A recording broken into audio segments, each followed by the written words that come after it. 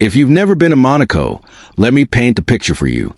Imagine narrow cobblestone streets flanked by designer boutiques, Chanel, Louis Vuitton, Hermes, supercars idling outside five-star hotels, the Mediterranean sparkling in the background, and then she steps out, a woman, dressed impeccably, sunglasses on, keys in hand, and what's behind her?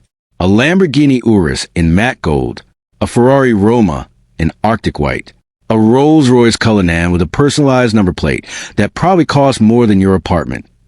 This is Monaco's everyday reality, and we are here to document every breathtaking moment of it.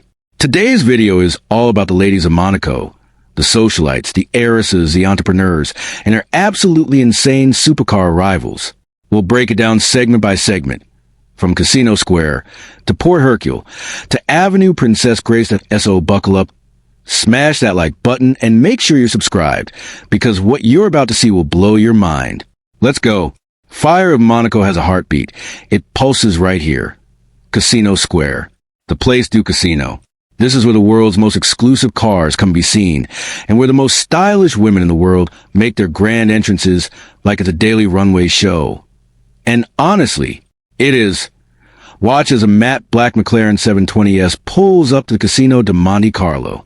The door lifts, that signature dihedral swing, and out steps a woman in head-to-toe Valentino. She doesn't rush. She doesn't need to. Every camera in the square finds her automatically. Right behind her, a Porsche 911 GT3 RS in Guards Red. Now this is where it gets interesting, because the GT3 RS is not a car you buy for comfort. That's a track-bred, naturally aspirated, spine-tingling machine. The lady driving it clearly knows exactly what she has under that bonnet. Respect. Casino Square isn't just about the cars, though. It's about the theater of it all. The fountains. The Belle Époque architecture of the casino itself. The tourists press against the barriers. Phones out, gasping. But for Monaco's elite women, this is just Tuesday. We spotted at least 6 different Bentley Continentals in a single afternoon, Mulliner spec, most of them, each one different in color, each one immaculate. And behind the wheel of every single one, effortless elegance. Casino Square doesn't disappoint. It never does. Now we move down to Port Hercule, and if you thought Casino Square was excessive, just wait. Port Hercule is Monaco's famous harbor, and during peak season it looks like a floating city of billionaires. We're talking 80-meter super yachts with helicopter pads, jet tenders in the water, and crew members in crisp white uniforms everywhere you look. And on the dock, the cars to match. Here's where the arrivals get truly theatrical. Because these ladies aren't just parking, they're transitioning between one status symbol and another. She steps off the yacht. She crosses the dock. And waiting for her, engine ticking in the Mediterranean heat, is a Rolls-Royce Dawn convertible in Andalusian white, with a tan hood and the most perfect caramel interior you've ever seen. The door closes. The spirit of ecstasy catches the light, and she glides away. We also caught sight of a Bugatti Chiron Sport doing a slow coast along the harbor front, and the woman behind the wheel clearly knew the effect it was having. The Chiron 16-cylinder, quad-turbocharged engine makes a sound that stops conversations. People turn, every time. Port Hercule is also where you spot the more understated flex. The woman stepping into a Porsche Taycan Turbo S or an Aston Martin DBX 707, electric or V8.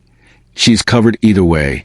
It's luxury stacked on luxury, and Port Hercule is its most photogenic address. If you want to see Monaco's supercar culture in its most natural habitat, not performing for a crowd, just living, Avenue Princess Grace is your spot. This legendary avenue runs along the coastline, connecting Monacoville to the eastern neighborhoods. It's lined with palm trees, luxury apartment blocks, and the kind of boutiques that don't show price tags in their windows. Because if you have to ask, you probably aren't their customer. And the traffic here? Let's just say it moves at a very civilized and very colorful pace. We watched a convoy of 3 women in 3 different supercars cruise past in convoy, leading a Ferrari SF90 straight ale in blue posi. That's a blue so deep it practically glows. Middle, a Lamborghini Huracan EVO Spider with the top down, bass from the stereo merging with the V10 exhaust note.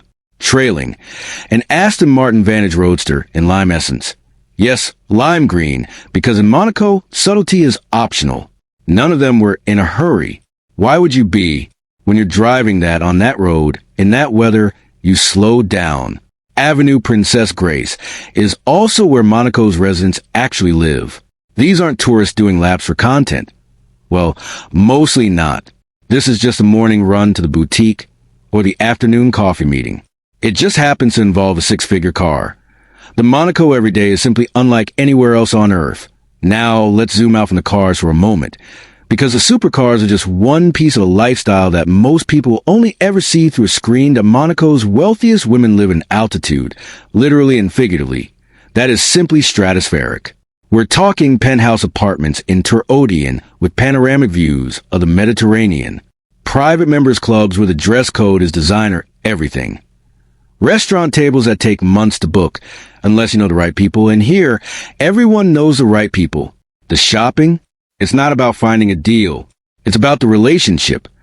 The personal shopper at Louis Vuitton who has your size ready before you arrive.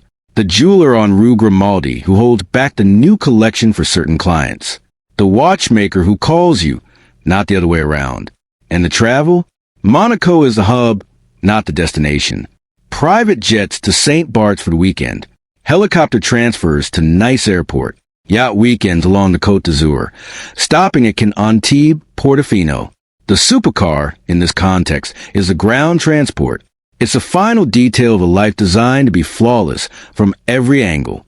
But here's what's genuinely impressive.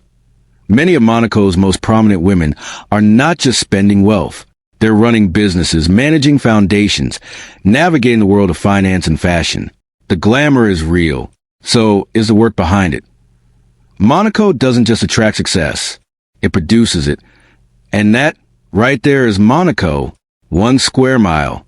The highest concentration of millionaires per capita on the planet. A supercar density that would make any automotive journalist weep with joy. And women who wear this extraordinary lifestyle with an ease that is, frankly, inspiring to watch. What struck us most filming today wasn't the price tags, though those are genuinely staggering. It was the confidence, the sense that in Monaco, excellence isn't an aspiration. It's the baseline. The woman in McLaren Artura isn't trying to impress anyone. The lady stepping out of the Rolls-Royce Phantom isn't making a statement. This is simply how life looks when you built it or inherited it. On a level that most of us only encounter in documentaries like this one, and that's exactly why we do what we do on this channel. If you made it to the end of this video, you're officially one of us. The people who appreciate the craft, the beauty, and the sheer audacious luxury of Monaco's supercar culture. Drop a comment below. Which car from today's video was your absolute favorite? We want to know. Was it the Bugatti at the harbor? The Ferrari convoy on Avenue Princess Grace? Tell us everything. Don't forget to like, share this with someone who needs to see it, and subscribe if you haven't already. Until next time, stay luxurious.